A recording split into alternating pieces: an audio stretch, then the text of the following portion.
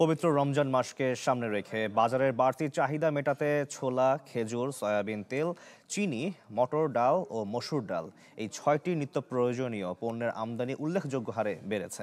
চলতি বছরের সেপ্টেম্বর ও অক্টোবরে এসব পণ্যের ঋণপত্র এলসি খোলার পরিমাণ আগের বছরের একই সময়ের তুলনায় ২৯৪% পর্যন্ত বেড়েছে। তবে বিশেষজ্ঞরা বলছেন, ঋণপত্র খোলার পাশাপাশি আমদানি শুল্ক ছাড়েও সরকারকে নজর দিতে হবে। বিস্তারিত জানাচ্ছেন মরিয়ম আজিজ মৌরিন। প্রতি বছর রোজা এলেই চাহিদা বাড়ে ছোলা, খেজুর ও ডাল সহ বেশ কিছু পণ্যের। এ সুযোগে বাড়তি মুনাফা লুটে নেন বিক্রেতারা।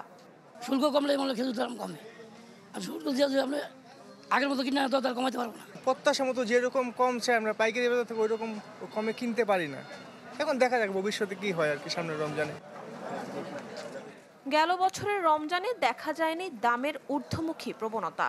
এই বছরও আভাস মিলছে ধারাবাহিকতা বজায় থাকার। এলসি খোলা থাকলে সবকিছু পরিবর্তন হবে। আর তেলের রেট তো সরকার আমাদেরকে কোনো নির্ধারণ দেয় না যে বাড়বে, কিন্তু কোম্পানি তো অলরেডি বাড়ায় দিচ্ছে। এগুলো তো কাঁচামাল, এগুলার মানে অনেক টাইমে 2 দিনে অনেক বাইরে যায়, অনেক টাইমে 2 দিনে আবার অনেক কমে যায়। টিসিবির তথ্য বলছে গেল বছরের একই সময়ের তুলনায় এবার ইফতার পণ্যের দাম কমেছে 10 থেকে 25% পর্যন্ত।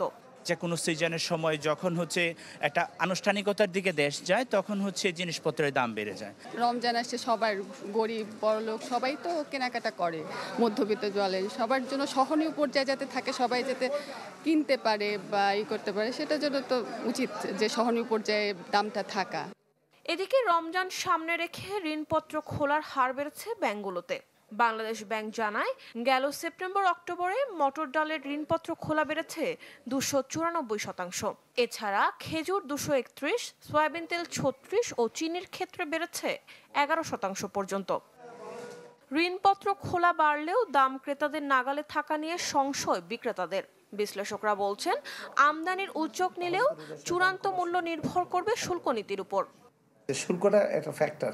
এখন শুল্কতে কি পরিমাণ সুযোগ দিয়েছে সেটা দেখতে হবে, কারণ এলসি তো ওপেন, এলসি অনেকেই করতে চাইবেন, কিন্তু শুল্কেতে যদি কোনো বেনিফিট না দেয় তাহলে তো রোজার সময় দাম কমার সুযোগটা খুব একটা থাকবে বলে আমি মনে করি না। ব্যবসায়ীরা যদি কিছু করতে চায়, মানে সমস্যা তৈরি করতে চায়, তাহলে তারা হয়তো সমস্যা তৈরি করলেও করতে পারে। কিন্তু আমার ধারণা, যদি আমদানিটা ভালো থাকে এবং বেশি পরিমাণে আমদানি থাকে, তাহলে হয়তো ব্যবসায়ীরা অত বড় সমস্যা তৈরি করবে না। তবে বলা যায় না কি অবস্থা দাঁড়ায়। তো সুতরাং মানে যে সরকারই আসুক না কেন, মানে পরবর্তীতে রাজনৈতিক যে দলটা থাকুক না কেন, তাদের একটা স্ট্রং কমিটমেন্ট থাকতে হবে যে না, বাজার এই রমজানের সময় অস্থিতিশীল হতে দেওয়া যাবে না। নিত্যপণ্যের দর স্থিতিশীল রাখতে বাজার ভিত্তিক তদারকি বাড়ানোর পরামর্শ বিশ্লেষকদের। মরিয়ম আজিজ মৌরিন, চ্যানেল 24, ঢাকা।